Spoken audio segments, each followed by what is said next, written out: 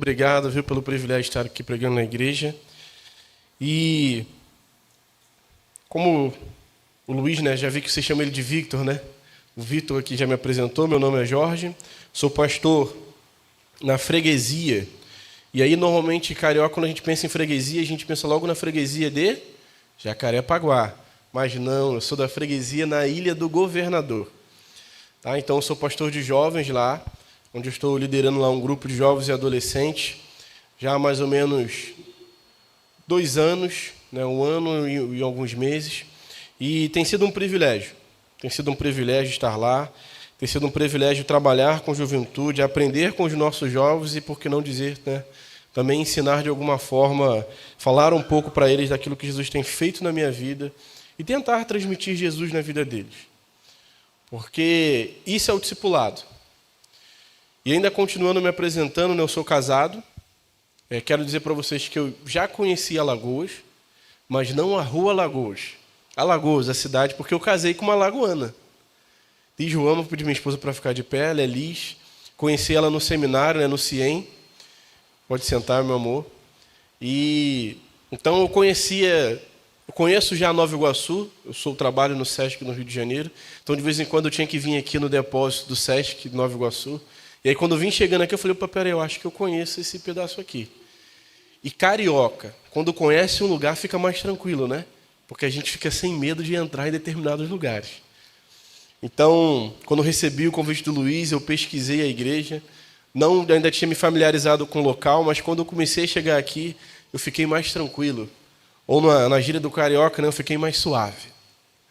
Então, muito obrigado, irmãos, pelo convite. Estar aqui falando com vocês a respeito desse tema, discipulado, é um tema em que, quando eu comecei a trabalhar com a juventude lá na Ilha do Governador, foi um tema em que chegou muito ao meu coração. Porque no trabalho com a juventude, eu vi a necessidade que nós temos hoje de discipular a nossa juventude, nossos adolescentes. E mais ainda, quando eu começo a visitar algumas igrejas e nós falamos a respeito do discipulado, como não só a juventude, como não só os nossos adolescentes, mas também os líderes como um todo necessitam de uma caminhada, de um trabalho, em que eles necessitam de um acompanhamento, de um discipulado. E quando eu penso em discipulado, a primeira pessoa que vem na minha mente é Jesus. Jesus foi alguém que discipulou os seus discípulos, caminhou com os seus discípulos. E eu sei que pela manhã vocês ouviram um pouco a respeito do fazer discípulos, né? Mas quem faz discípulos? Discípulo de quê? Discípulo de quem? E eu quero começar já falando com os irmãos a respeito dessa, como uma forma de uma introdução. A gente precisa entender a palavra discipulado como 2 atos. O ato de multiplicar, o ato de fazer discípulos, que foi aquilo que vocês ouviram pela manhã. É nosso papel, é nossa obrigação fazer discípulos. Mas há algo muito importante nessa equação de fazer discípulos, é que nós não vamos conseguir fazer discípulos sem que antes nos tornemos discípulos de Jesus. Precisamos ser discípulos de Jesus. E nessa noite, a palavra que Deus colocou no meu coração foi a respeito do último momento em que antes da sua ressurreição, Jesus esteve com seus discípulos. Porque para mim foi um momento em que Jesus disse aos seus discípulos, olha só, diante de tudo aquilo que eu ensinei a vocês, se vocês replicarem isso aqui na vida e no ministério de vocês, vai ter valido a pena todo o choro e sofrimento por cada um de vocês. Por isso eu quero convidar os irmãos a abrirem suas Bíblias lá em João 13. É um texto, é um momento muito conhecido por nós, porque é o momento em que Jesus lava os pés dos seus discípulos.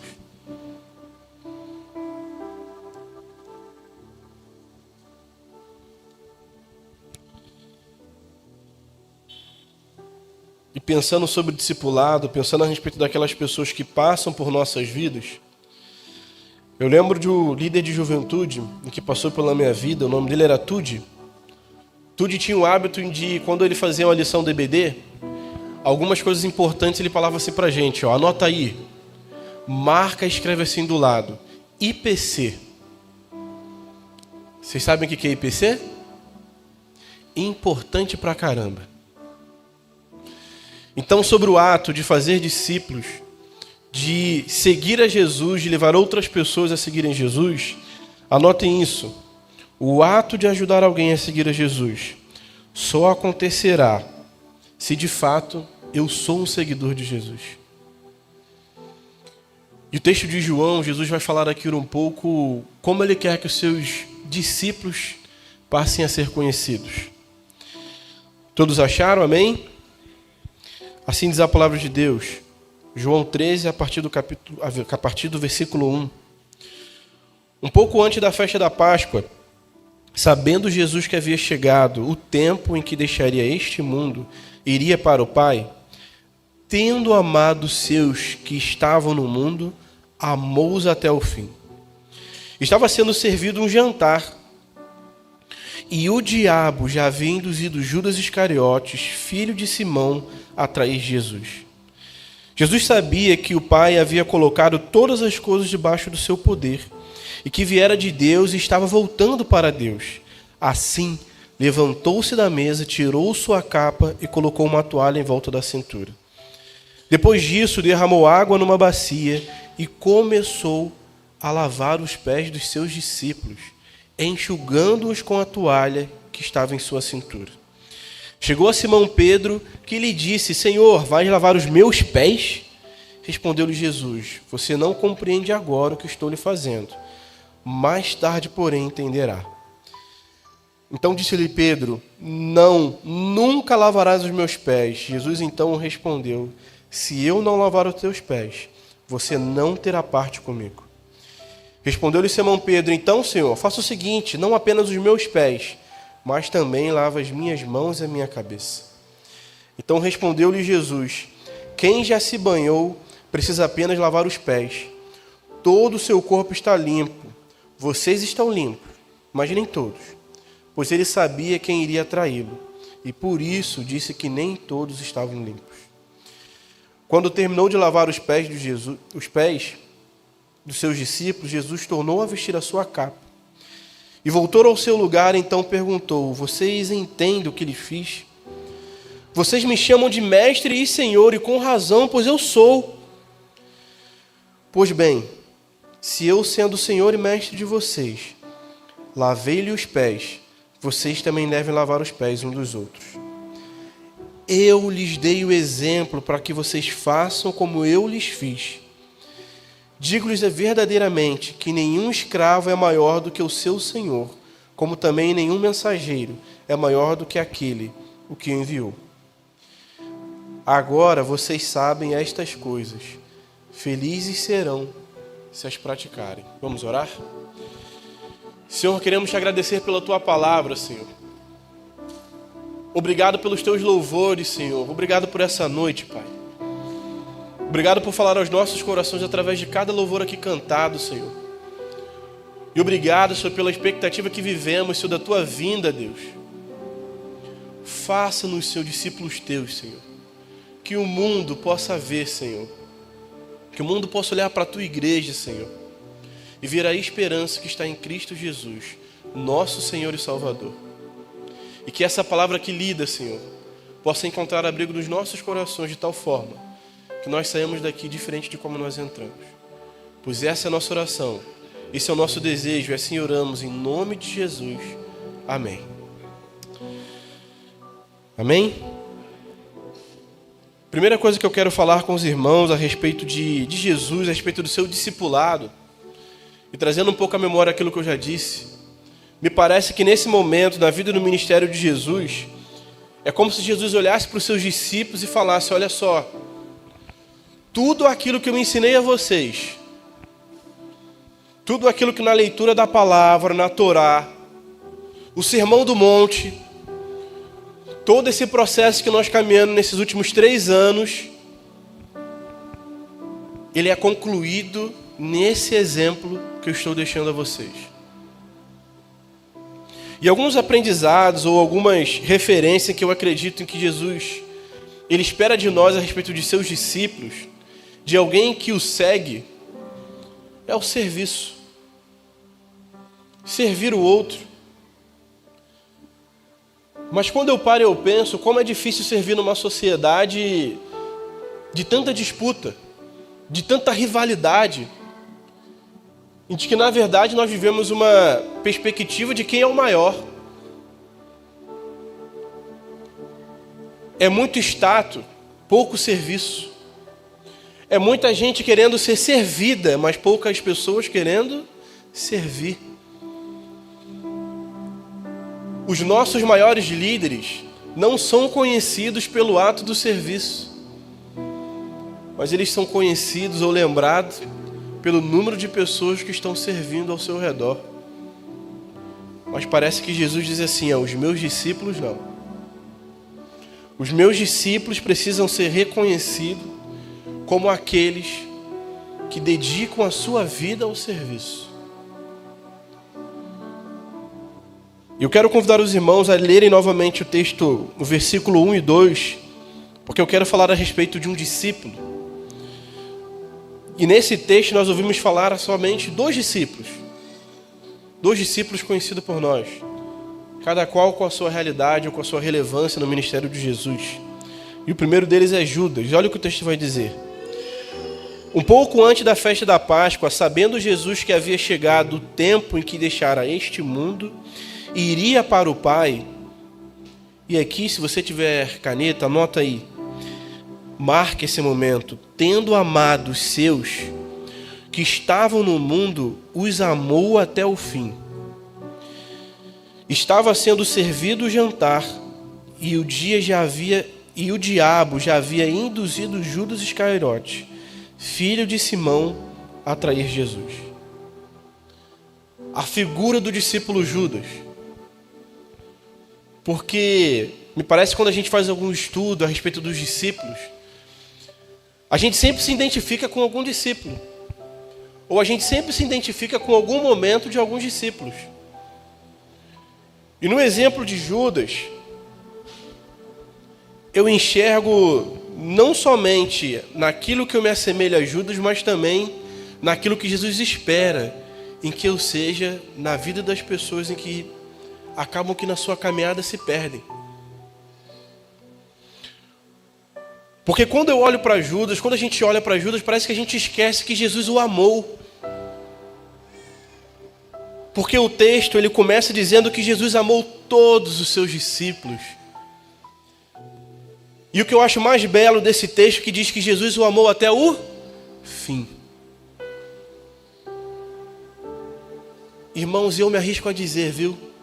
Que se Judas tivesse esperado mais um pouco, se Judas tivesse esperado 3 dias, Jesus ressuscitar e retornar, ele teria tido um encontro com Jesus de tal forma que teria completamente mudado a vida dele. É como se eu pudesse voltar no tempo e falava assim, Judas, espera um pouco, porque Jesus te amou até o fim. E quando eu penso naquilo que eu preciso parecer com Jesus, de segui-lo e servir o seu exemplo, parece que a gente não consegue amar as pessoas até o fim. Mesmo o livro de Eclesiastes dizendo para a gente, olha só, no trabalho da lavoura, não tire a sua mão, porque você não sabe qual a semente que dará o fruto. A gente não sabe qual o jovem, qual o adolescente, qual o adulto, que vai chegar aqui nessa igreja, visitante, ouvindo de uma outra igreja, que vai dar frutos. A gente não sabe. E às vezes alguma pessoa que de alguma forma dá algum trabalho, ou não é como a gente imaginou, só que a gente desiste. A gente não consegue fazer como Jesus e amar até o fim. E o que eu acho mais belo na figura de Jesus, eu creio de que quando Jesus foi lavar os pés de Judas, eu acho que Jesus orou para Judas. Orou por Judas assim como ele orou por Pedro. Personagem que nós vamos chegar mais à frente. Porque se tem uma coisa que Jesus nos ensina a respeito do seu relacionamento com Judas, é que nós devemos servir, amar, cuidar, até das pessoas em que talvez ao olharmos, pessoas que daqui a algum tempo vão sair das nossas igrejas, vão nos abandonar, vão viver uma vida em que nós sabemos que não agrada ao Senhor. Mas o nosso papel como discípulos de Jesus é amarmos essas pessoas até o fim. E aí eu paro e penso como é difícil ser Jesus. Porque servir, amar a quem é capaz de lá na frente me trair, não é para qualquer um. Tem que ter muito Jesus derramado na sua vida para viver dessa forma. E nesses momentos o que eu sempre peço é mais Jesus na minha vida. E olhando para esse momento de Jesus, eu me lembro uma vez algo que eu experimentei. Eu, durante muito tempo, fui embaixador do rei. Não sei quantos aqui conhecem a organização Embaixadores do Rei. E eu também fui conselheiro de embaixador do rei. E uma dessas embaixadas em que eu fiz parte, eu liderei alguns meninos e tinha um menino que, irmãos, tocava o terror. E para melhorar ainda mais, colocar mais tempero, ele era filho do pastor. Os irmãos estão rindo, né? Isaías, o nome dele. Isaías dava um trabalho. E eu me lembro que às vezes eu tinha que chamar Isaías no canto, chamar a atenção dele. Isaías era maior do que os outros embaixadores, às vezes ele batia nos embaixadores. E todo mundo da igreja vinha fazer queixa de Isaías para mim. Todo mundo. O tempo foi passando, Isaías só foi me dando mais trabalho, mas Isaías foi mudando. E um belo dia eu me lembro que o pastor me chama no gabinete. Assim, Jorge, preciso falar com você. Preciso falar do Isaías. Eu falei, pronto, Isaías fez alguma coisa. E quando eu chego no gabinete, o pastor chega para mim e fala assim, Jorge, eu quero te agradecer. Porque Isaías está mudando. E eu me lembro que teve um momento que ele falou assim, Jorge, você não tem nada para reclamar de Isaías? Eu cheguei, como assim, pastor? Ele falou, não, porque todos os líderes que passaram aqui na igreja reclamavam do Isaías para mim. Você foi o único que nunca reclamou dele. E eu me lembro que ele chegou e disse assim, mas Isaías também nunca reclamou de você. Dos outros ele também sempre reclamava. Eu me lembro que às vezes eu tinha umas conversas com Isaías, porque Isaías me achava muito chato. Eu falava, caramba, Jorge, toda hora você me chama a atenção. Aí eu brincava com ele e falava assim, toda hora você me dá motivo. E às vezes eu chegava para Isaías e falava assim, Isaías, você me acha chato? Ele, acho, muito chato. E eu perguntava ele assim, você quer que eu vá embora? Ele dizia assim, não. No desafio do discipulado, irmãos, de gerarmos na vida das outras pessoas vida, o amor é um tempero, é algo tão necessário, em que Jesus, logo no início, nesse momento de lavar os pés dos seus discípulos, fica bem claro, Jesus os amou até o fim. O tempo passou, eu fui para outra igreja. E eu lembro o dia que Isaías me mandou uma mensagem. Disse assim, Jorge, estou te mandando uma mensagem porque ora por mim. Porque tal dia vai ser o primeiro dia em que eu vou pregar. E quando eu lembro da história de Isaías, eu penso assim, gente, como dá trabalho discipular. Mas vale a pena, irmãos. Por isso que eu creio que se Judas tivesse esperado mais um pouco, a gente veria um testemunho muito diferente daquele que nós vemos hoje no texto bíblico. Sobre esperar, sobre não desistir, eu penso em Pedro.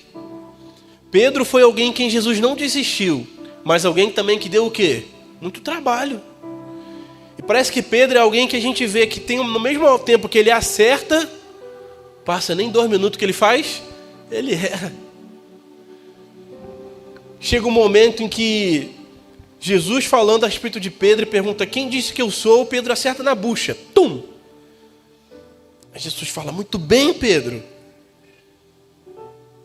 Não foste tu, mas o Espírito que disse isso. Aí o tempo passa, daqui a pouco Pedro está fazendo o que com Jesus? Repreendendo, chamando a atenção de Jesus, como quem diz: ô Jesus, espera aí que o senhor não sabe de nada. Aí Jesus vai lá, chama Pedro à parte de novo e chama a sua atenção, puxa a sua orelha. Quando a gente continua lendo o texto a respeito dessa ceia, a gente vai ver, e tem um momento que a gente conhece muito, que é o momento em que Pedro diz que, se precisa, enfrentaria até a morte por Jesus. E aí Jesus olha para Pedro como quem diz: Pedro, sabe de nada, inocente. Se há de me negar 3 vezes, você há de me negar 3 vezes. E na figura de Pedro, olhando por esse momento, vamos ao texto. Versículo 6 vai dizer o seguinte: chegou Simão Pedro, que lhe disse: Senhor, vai lavar os meus pés? Então Jesus respondeu: você não compreende agora o que estou lhe fazendo, mas mais tarde, porém, entenderá. Pedro estava acostumado com outro perfil de liderança, um outro padrão. Padrão esse que nós até hoje estamos acostumados. Líderes que querem status, líderes que querem uma posição, líderes que querem ser servidos. Mas o que Jesus estava querendo ensinar a Pedro é que: Pedro, comigo não.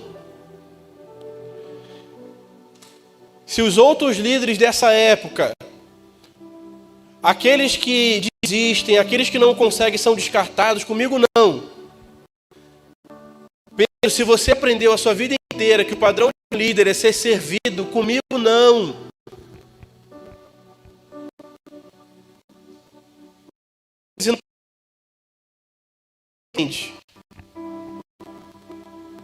Mas calma, mais para frente você há de entender.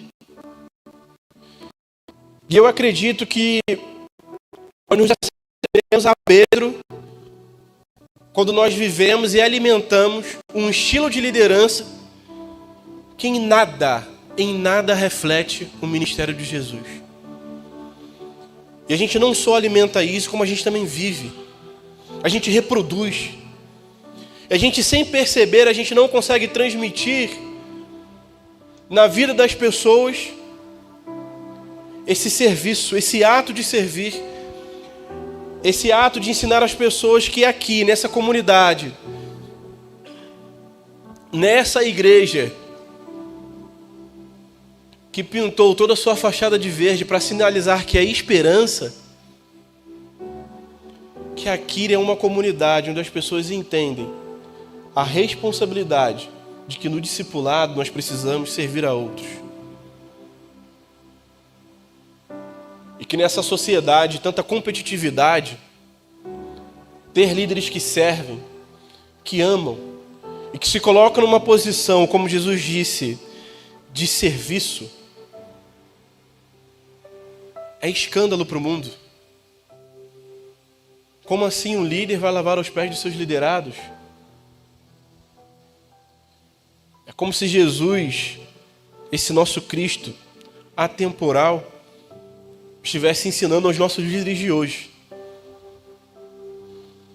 E outra coisa que eu aprendo com Pedro é que, mesmo Pedro errando, Jesus continuou olhando para Pedro como alguém capaz de pastorear as suas ovelhas. É como se eu olhasse para a vida de Pedro e dissesse: que bom que eu tenho Jesus na minha vida. Alguém que não desiste de mim. Porque o que eu acho de mais belo na vida de Pedro é que, mesmo Pedro errando, mesmo Pedro o negando Jesus 3 vezes, mesmo Pedro acertando e errando, Jesus foi alguém que não desistiu dele. Essas páginas, as páginas desse livro não nos deixam mentir. Há um momento em que Jesus disse: Pedro, Satanás quis tomar a sua vida, mas eu roguei ao Pai por você. E eu te pergunto, você tem orado por alguém? Alguém que você tem discipulado? Alguém que você tem acompanhado? Na oração sacerdotal de Jesus, no mesmo livro de João, Jesus ele ora por cada um de nós. Quando ele diz: eu não oro só por estes que estão comigo, mas por todos os outros que virão. Todos os outros que buscarão refletir Jesus, refletir a minha imagem na vida de outros. Pessoas que decidiram me seguir e me seguindo, levar outras pessoas a seguirem o mesmo caminho. E o mais belo na vida e na história de Pedro, e que eu acredito que naquele momento que Jesus repete essas mesmas palavras: Pedro, você ainda não me entende? Quando Jesus dá a oportunidade a Pedro a dizer eu te amo, na mesma quantidade de vezes em que Pedro o negou, Jesus ele repete para Pedro: Pedro, pastorei as minhas ovelhas. Jesus estava dizendo para Pedro assim: Pedro, larga essa rede, deixa esses peixes, Pedro, porque eu te chamei para pescar homens. Pedro, nada mudou. Pedro, eu não desisti de você.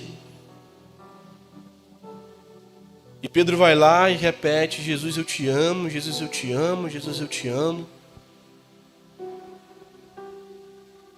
O que às vezes a gente precisa entender é que Jesus não está preocupado com a quantidade e com o tamanho do nosso amor por Ele. Mas Ele precisa saber se o amor que nós temos por Ele se é verdadeiro.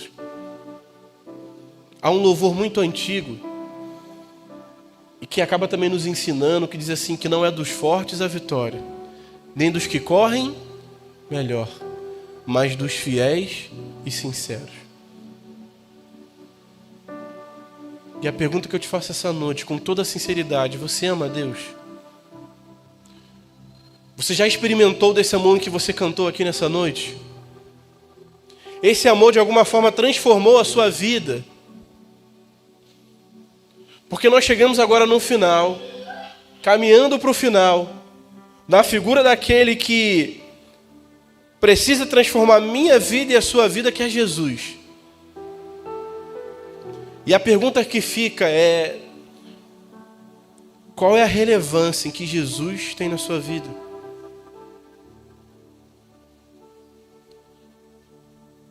Finalizando, a partir do versículo 12 ao versículo 17, essas foram as palavras de Jesus. Quando terminou de lavar-lhe os pés, Jesus tornou a vestir a sua capa e voltou ao seu lugar. Então lhe perguntou: vocês entendem o que eu lhe fiz? Vocês entendem o que eu fiz a vocês? Vocês me chamam de mestre e senhor, e com razão, pois eu sou. Pois bem, eu sendo o senhor e mestre de vocês, lavei os pés de vocês, mas para que também vocês lavem os pés uns dos outros. Eu lhes dei o exemplo para que vocês façam como eu lhes fiz. Jesus aqui está dizendo para nós: olha só, como igreja, vocês precisam servir uns aos outros. Você não pode olhar para o seu irmão, não com aquilo que ele tem a te oferecer. Sabe, quando um visitante chega e a gente pergunta: você toca o quê? Você já trabalhou no ministério infantil? Não. O que Jesus está nos dizendo é que ao entrar alguém aqui na igreja, a gente precisa dizer: como eu posso te servir? Como eu posso ser Jesus na sua vida? Porque parece que nesse corre-corre, nós pensamos em o que fazer para Jesus, nós esquecemos que na verdade o que Ele quer é que a gente somente sirva a outros. A melhor forma de transmitirmos Jesus na vida de outras pessoas é servindo, é ouvindo, é caminhando junto, é ouvindo os dilemas, não com uma lista daquilo que tem dos afazeres que nós temos na igreja, mas é pedindo a eles: o que eu posso fazer para ser Jesus na sua vida? E quando eu olho a figura de Jesus, quando eu penso em ser como Jesus, eu penso como é difícil ser como Ele. Mas eu sou grato a Deus, irmãos, porque Deus coloca nas nossas vidas pessoas em que, de alguma forma, mesmo nas suas falhas, mesmo não conseguindo, e nós temos essa compreensão de que é impossível alcançarmos, sermos iguais a Jesus, tem gente que consegue enfrentar esse desafio que, por mais que eu não consiga, eu vou continuar tentando. E eu sou grato a Deus a vida dessas pessoas. Vida de pessoas que durante a minha caminhada no seminário oraram por mim, em que me ligaram, ou às vezes só me mandaram uma mensagem dizendo: Jorge, não desista. Tá assim de gente, precisando de uma mensagem do WhatsApp. Tá assim de gente precisando de uma oração. Tá assim de gente precisando ouvir a respeito de Jesus. Servos de Jesus. Pessoas que entenderam que Jesus nos chama a sermos líderes com coração de servos. É menos eu e mais Jesus.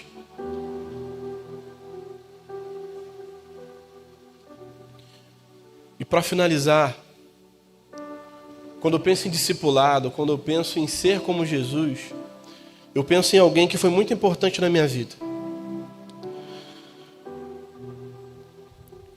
O Victor, ele me conheceu nessa ação da juventude, Basta Carioca, onde nós entendemos a necessidade de aperfeiçoarmos. Temos um curso de liderança, para liderança de juventude aqui das nossas igrejas. E uma coisa que eu dividi lá naquele momento, e que eu também quero dividir com os irmãos a respeito do discipulado, é que o discipulado ele chegou no momento da minha vida, vamos dizer assim, um pouco tardio. Como eu falei, eu fui embaixador do rei, só que aos meus 15 anos de idade, parece que essa é uma idade que muitos embaixadores saem da igreja, né? Eu fui um desses embaixadores. Saí da igreja. Fui tentar viver a minha vida sem Jesus. Mesmo Jesus já falando ao meu coração, mesmo já entregando a minha vida a Ele. Fiquei 5 anos, irmãos, afastado da igreja. Eu fiquei por 5 anos sem entrar na minha igreja, em que eu fui adolescente embaixador. Segunda Igreja Batista de Irajá. Nesse tempo eu visitei algumas igrejas, mas eu nunca voltei para a minha igreja de origem. Só que naquela igreja, esse pastor, que também é meu discipulador, pastor Nivaldino, desde o último dia em que eu conversei com ele no gabinete, disse que ia embora, ele sempre me ligava. E aqui eu vou só abrir um parêntese, porque em alguns dos momentos da igreja é normal, quando um jovem ou quando alguém some da igreja, sempre é levado para a sessão o nome desse jovem para que se faça o quê? Exclua do hall de membros, Pastor Nivaldino nunca deixou que me excluíssem. E sempre tinha um grupo de pessoas em que ele não deixava excluir. Não excluam, porque eu estou orando por eles. E toda vez ele me ligava. Todo ano ele me ligava. Sabe que data ele me ligava? Um dia depois do meu aniversário. E aí todo dia 11 de novembro, que era o meu aniversário, passava, ele ligava e falava assim: tô te ligando para te dar o parabéns e para dizer que eu não esqueci de você. Eu falava: pastor, meu aniversário é dia 11, foi ontem. Ele: vou corrigir aqui. No ano seguinte, o que acontecia? Que dia ele me ligava? Dia 12. E não, dessa vez eu vou mudar. E nunca mudava. Mas ele sempre ligava. Só que teve um ano que ele não ligou. E o tempo passou. E eu lembro que foi período de carnaval. E eu com aquela vontade de voltar para a igreja, porque eu já tinha entendido que o mundo não era o meu lugar. E eu me lembro que eu voltando para casa, eu dizendo assim: Senhor, como eu quero voltar para a igreja. Mas o pastor Nivaldino esqueceu de mim. As pessoas da igreja nem devem mais lembrar de mim. E eu me lembro que eu cheguei em casa, fui pro meu quarto, sentei na minha cama. Minha avó abre a porta e diz assim, ó, telefone para você. E quando eu atendo o telefone, sabe quem era? Pastor Nivaldino. Ele disse assim, ó, estou te ligando para dizer que eu não esqueci de você. Tá assim de gente, irmãos. Aqui nessa rua, nesse bairro de Nova Iguaçu, precisando de gente que não desiste de gente. De gente que entende que o nosso ministério é servir a outros. Não desistir dessas pessoas porque Jesus não desistiu delas, irmãos. É difícil demais discipular uma pessoa, irmãos. Mas eu fico imaginando Pastor Nivaldino me vendo hoje. Pastor de jovens. Alguém que um dia a igreja quis excluir do seu ambiente, mas que ele decidiu dizer, eu não desisti do Jorge. E o convite que Jesus faz você nessa noite, eu sei que tem alguém que talvez você já tenha desistido. Às vezes é um filho, é um sobrinho. Às vezes você já tenha desistido do seu pai, da sua mãe. Algum amigo em que você tanto prega a palavra, mas parece que essa pessoa não aceita de jeito nenhum. O que Jesus, a palavra de Jesus para você nessa noite é não desista dessas pessoas, porque eu não desisti de você. Ore por essa pessoa nessa noite, feche os seus olhos.